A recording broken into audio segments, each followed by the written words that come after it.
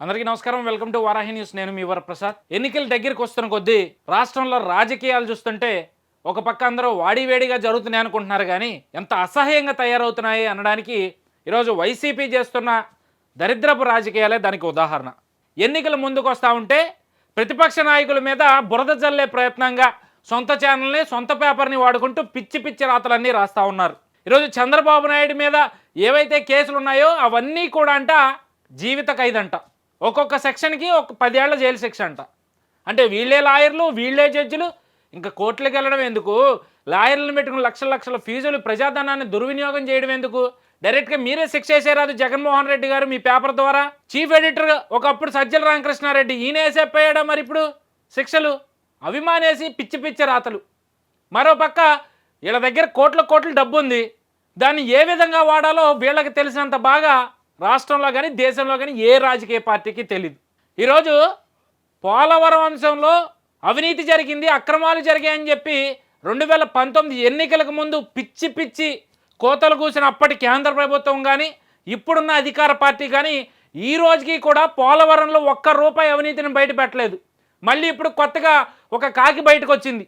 తెలుగుదేశం పార్టీలో ఎన్నాళ్ళు ఉంటూ ఇప్పుడు బయటకు వచ్చి పోలవరాన్ని మొత్తం కూడా దుర్వినియోగం చేశారు. కోట్ల కోట్లు కమిషన్లకే వాడుకున్నారు పోలవరాన్ని. నా దగ్గర కూడా 150 కోట్లు కమిషన్ రూపంలో తినేశారు లోకేష్, చంద్రబాబు అని చెప్పి పిచ్చి పిచ్చ కూతలన్నీ కూడా కూయిస్తూ ఉన్నారు.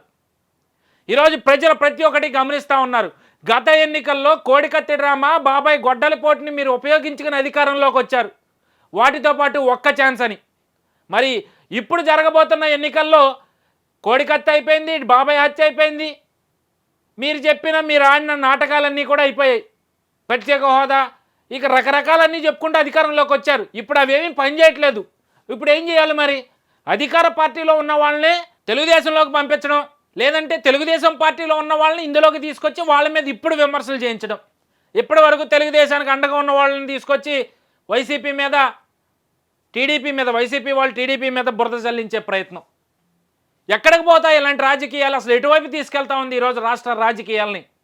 ఎన్నికలు జరుగుతుంటే అవి హుందాతనంతో జరగాల్సిన పోయి పనికిమాలిన విమర్శలకి, పనికిమాలిన రాజకీయాలకి తావిస్తూ ఈరోజు జగన్మోహన్ రెడ్డి ఆడుతున్న ఈ డ్రామా ప్రజలందరూ కూడా గమనిస్తూ ఉన్నారు. ఈ ఎన్నికల్లో మీరు ఎంత బురద జల్లినా మీరు బురదలో కూరుకుపోయారు కాబట్టి ఆ బురదని మీరు ఎంత తుడిచి పక్కన వాళ్ళ మీద వెయ్యాలన్నా కూడా ప్రజలు నమ్మే పరిస్థితిలో లేరు, అండ్ వెళ్ళి వాళ్ళకి అంటుకునే పరిస్థితి కూడా లేదు. ఈరోజు చంద్రబాబు మీద మీరు పెట్టిన స్కిల్ స్కామ్ కానీ, ఐఆర్ఆర్ కానీ, మద్యం కానీ, ఇసుక అక్రమం అంటూ కూడా మీరు పెట్టిన కేసులన్నీ కూడా త్వరలోనే వీగిపోతాయి. ఈరోజు మీ పేపర్లో రాసినంత మాత్రాన అవన్నీ కూడా వాస్తవాలు అయిపోవు. ఎందుకంటే గతంలో అసెంబ్లీ సాక్షిగా జగన్మోహన్ రెడ్డి బల్లగుద్ది మరీ చెప్పారు, సాక్షి పత్రికలు అన్ని అబద్ధాలే రాస్తారు అని.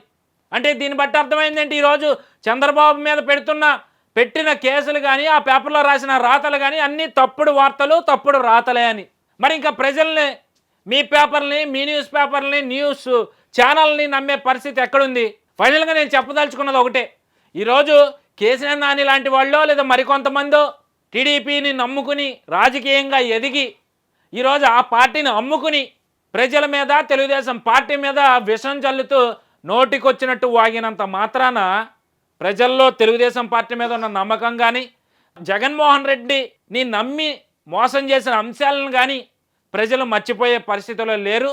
ఖచ్చితంగా ఓటు రూపంలో ఎవరైతే ఇప్పుడు పనికిమాలిన రాజకీయాలు చేస్తూ ఉన్నారో వాళ్ళందరికీ పూర్తి స్థాయిలో ఫుల్ స్టాప్ పెట్టి ఖచ్చితంగా రానున్న తరానికి ఒక పార్టీ అనేది ఉండేది ఒకప్పుడు, ఇలాంటి దారుణమైన రాజకీయాలు చేసేది కాబట్టే ప్రజలు దాన్ని భూస్థాపితం చేశారు అని మాట్లాడుకోబోయే రోజులు దగ్గరలోనే ఉన్నాయని చెప్పి ఈ సందర్భంగా నేను వైఎస్ఆర్సీపీ నాయకులందరికీ కూడా హెచ్చరిస్తా ఉన్నా.